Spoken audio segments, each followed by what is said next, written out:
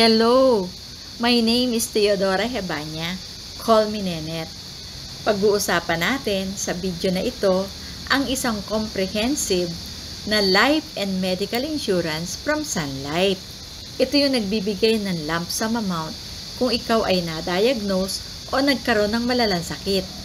So hinahanda natin ito dahil alam natin kung gaano kamahal magkaroon ng isang malalang sakit dito sa Pilipinas. Pag wala kang medical insurance at nagkaroon ka ng isang critical na sakit, alam natin, ang mga pinagpagura nating pera ay pwede nating maubos. At hindi lang yun, madalas pati mga properties na pinag-ipunan natin ng matagal na ibebenta natin, mapagamot lang ang malalang sakit na yan. Kaya mahalaga ang pag-uusapan natin. Magkano na ba ngayon magpagamot kung ikaw ay magkakaroon ng isang malalang sakit? Nakikita po natin sa screen ay nakakatakot sa talagang napakalaking halaga na ating kailangan. Kaya kung wala kang medical insurance, kawawa ang pamilya. Ang Sun Fit and Well Advantage ay isang policy na kasama ang life insurance, ang medical insurance, ang hospital income insurance. Marami pang ibang bonuses yan. At ang maganda dito, may living benefits na cash benefits pagdating mo ng 65 years old. Maganda na paghandaan ito para sa kinabukasan natin.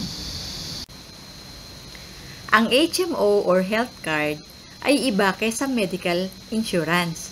Ang HMO, more on preventive measures. Ginagamit natin ito para magpakonsulta sa doktor yung mga ordinaryong sakit, para sa laboratory exam at yung mga emergency na day-to-day sickness natin. Ang medical insurance ay curative in nature. So ito yung nagbibigay sa'yo ng lump sum amount kung ikaw ay ma-diagnose o magkaroon ng malalang sakit para sa mga mahal na gamutan. Ang HMO, covered ka lang yan hanggang age 65. Ang medical insurance, ang coverage niya up to age 100. Ang HMO, magagamit mo lang siya dun sa mga accredited nilang hospitals, clinics at doctors. Ang medical insurance, pwede kang mamili saang hospital at sinong doktor ang gagamot sa iyo. Ating pansuriin, ano pa ba ang kasama sa policy na ito? Halika, suriin natin. Ang Sun Fit and Well ay valid up to age 100. May kasama ito na 114 critical illnesses. In addition, meron pa itong health income benefit, meron din itong guaranteed cash benefit, at meron tayong treatment and rehabilitation benefit na kasama sa package. Gumawa tayo ng isang illustration para mas maintindihan natin ang detalye. At dito sa ating illustration, gagamit tayo ng halimbawa na isang binata, 30 years old at non-smoker. Ang gusto niyang coverage ay 1 million pesos. Sa ilustrasyon na ginamit natin, makikita na ang babayaran lang ng ating policy holder ay 55,250. Ito ay para na sa 1 million medical and life coverage at payable ito in 10 years period. Ito ay isang klase ng insurance. Kaya, if within the paying period of 10 years, may nangyari na diagnose ang ating policyholder ng isang critical illness na kasama sa listahan na po pwedeng i-claim, fully matured na ang ating insurance at pwede na niyang maklaim ang full benefit para dun sa sakit na iyon. Ito ang malaking pagkakaiba ng insurance sa ibang investments. Suriin naman natin kung ano-ano yung mga benepisyo na talagang kasama pa dito. Makikita nyo sa screen, yan yung mga major benefits na kasama sa Sun Fit and Well. Unahin natin yung diagnosis kasi yon ang main component ng insurance na ito.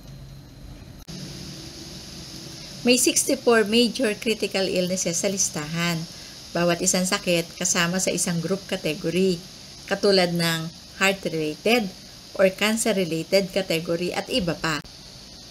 Sa major critical illness, pag yan ang na-diagnose sa'yo, pwede mo na i-claim yung lump sum benefit na total ng iyong insurance. Sa tulad sa halimbawa natin, 1 million pesos. Kung meron kang minor illnesses claim dati, ima-minus yun. Kung wala, yung buong amount plus yung mga benefits na pupwede dun sa sakit mo, makukuha mo na in full. Sa minor critical illness, may 34 sa listahan.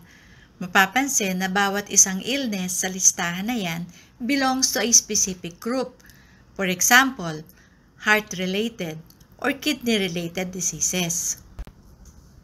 Sa minor critical illness, ang bawat claim ay may maximum na 20% ng original face amount. So sa atin halimbawa na 1 million pesos, ang maximum per claim ay 200,000. Pupwede din tayong magkaroon dito ng 3 maximum claims. Sa first claim, 200,000, second claim, 200,000, third claim, 100,000 na lang. Ang maximum kasi ng tatlong claims ay hanggang kalahati lang ng original face amount na in our case, sa illustration, ay 500,000 pesos lamang. Bawat claim na gagawin natin sa minor critical illness dapat nanggaling sa iba't ibang grupo ng critical illness. Kaya may groupings tayo dun sa original na listahan. Meron tayong 16 specific cancer-related conditions. Mapapansin na yung mga conditions na to ay nakakategorize base una kung ikaw ay bata, pangalawa kung ikaw ay adult na babae, at pangatlo kung ikaw ay adult na lalaki. Sa specific cancer-related, may dagdag pa tayong 50% na makiklaim in addition dun sa iba nating makiklaim pa. So 50% ito ng face amount sa ating halimbawa na 1 milyon.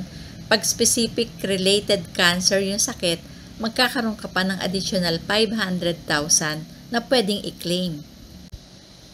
Sa treatments benefit, may tinatawag na hospital income or confinement benefits. May maximum na 90 days na pwede nating maklaim dito. So paano ba ito i-compute? 0.0125 ng ating face amount. So sa ating example, bali 1,250 per day ang pwedeng maklaim for 90 days. So ang total for 90 days ay 112,500. Ang post-hospitalization benefit ay fixed amount na 5,000 pesos na pwede pa nating maklaim. Meron ding home recovery benefits. Ito ay para sa patuloy pa na gamutan paglabas sa hospital. Ang total nito nakasalalay doon sa treatment benefits. 50% doon ang ating makiklaim. Sa ating halimbawa, total ng 112,500, 50% is 56,250. Ang palliative care benefit ay nakukuha naman kung sa kasamaang palad. Paglabas sa hospital ng ating plan holder ay may taning na ang buhay na 6 months or less. Ang makukuha dito ay 10% ng original face amount value. Sa case ng illustration natin, ito ay 100,000 pesos. Kung ang sakit mo naman ay magkukwalify sa specific cancer booster benefit, makakaklaim ka pa ng additional. Ito ay nakabase sa kung magkano ang nakuha mo sa hospital income benefit, sa post-hospitalization benefit, at palliative care.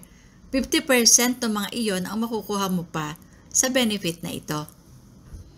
Yung mga nasabing benefits ay makukuha natin kung ang pasyente ay lumabas sa hospital ng buhay pa para sa kanyang patuloy na gamutan.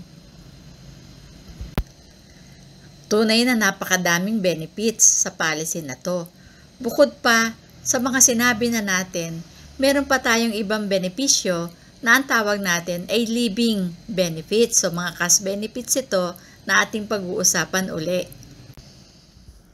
Bago ang living benefits, pag-usapan muna natin ang death benefits. Ito ay 100% ng ating original face amount kung wala pa tayong nakukuhang claims para sa mga sicknesses.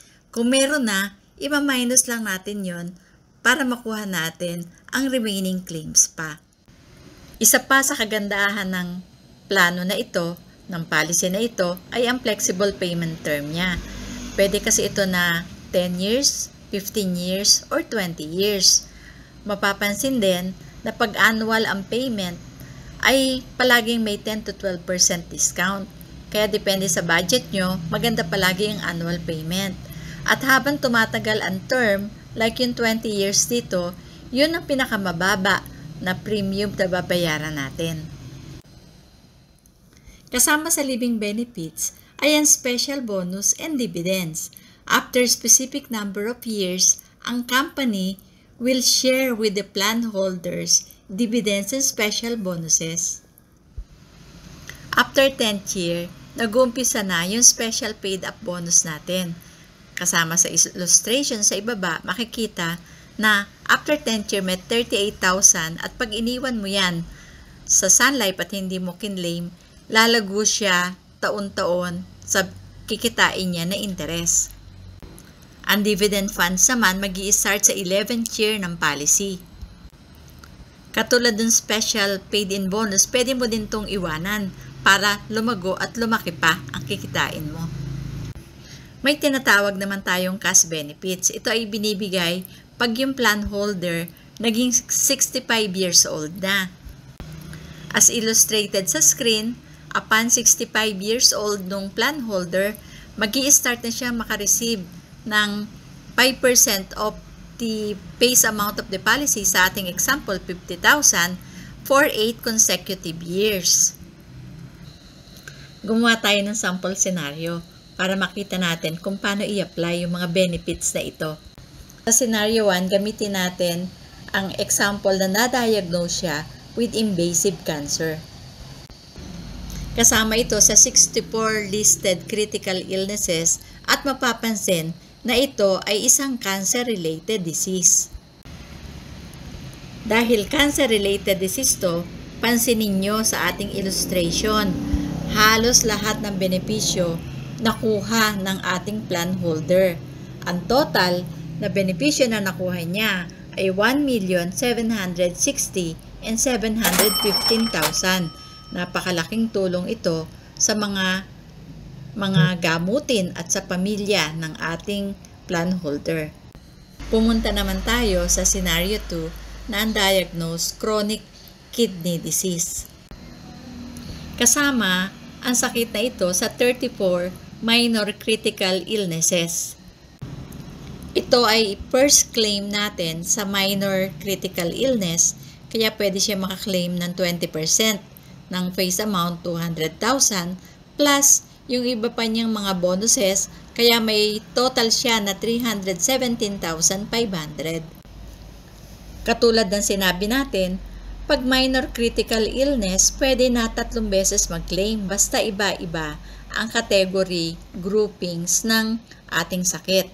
So, katulad sa example na to, pwede niyang ma-maximize yung 50% na ang total 500,000 sa 3 claim na pwede niyang gawin. Napakadaming benefits sa plano na to at talagang napakalaking tulong sa pamilya. Kung hindi ka magkakasakit, isa pa rin itong blessing para ka lang nag-ipon. May mga living benefits, may mga cash benefits dito at meron ka pang life insurance at nakaalalay na medical insurance until age 100. Walang nawawala. Ikaw ang panalo. May peace of mind pa ang pamilya mo. Yung 1 million na halimbawa natin ay isang ilustrasyon lamang. Pwede kang kumuha ng mas mahigit pa doon or mas maliit na halaga. Lahat ito ay depende sa needs mo and financial plan mo. Pwede natin pag-usapan kung ano ang nararapat sa'yo. Yan ang Sun Life Sun Fit and Well Advantage Policy. Napakaganda para sa pamilya. Kung nagustuhan niyo po yung laman ng video na ito, please share sa family and friends. Kung mayroon naman kayong questions and comments or clarification needed, mag-comment lang kayo sa video na to or connect with me sa FB ko or sa Messenger. Kung kailangan nyo ng quote, let me know at I will be happy to serve you.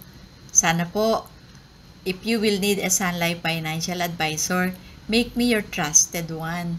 Thank you po. And do not forget to subscribe dun sa channel ko para sa mga susunod na video na ilalabas ko, man-notify kayo. Maraming salamat! Bye-bye!